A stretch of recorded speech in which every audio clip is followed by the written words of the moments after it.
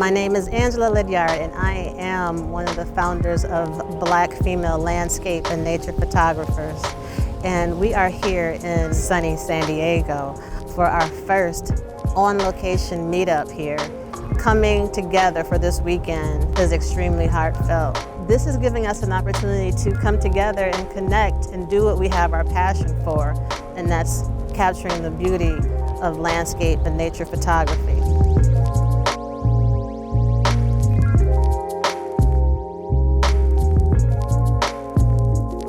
I'm Keisha Holmes, and coming to this event gives us the opportunity to basically put a face with a name and learn from each other.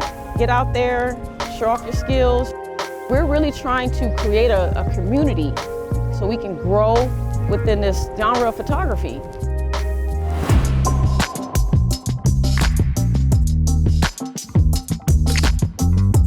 Us being out here representing for Black female photographers, I think it's something that the general public needs to see, because just us walking around out here in our little group, people are looking at us like crazy, like what are they doing? But I feel like the representation is definitely needed. We need more events like this. We need to come together as a group and we can continue to build this.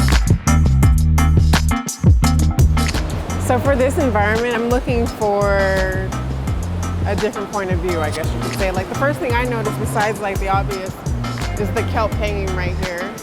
So I'm trying to get that, tell my perspective through my photography and show something different other than what's already obvious.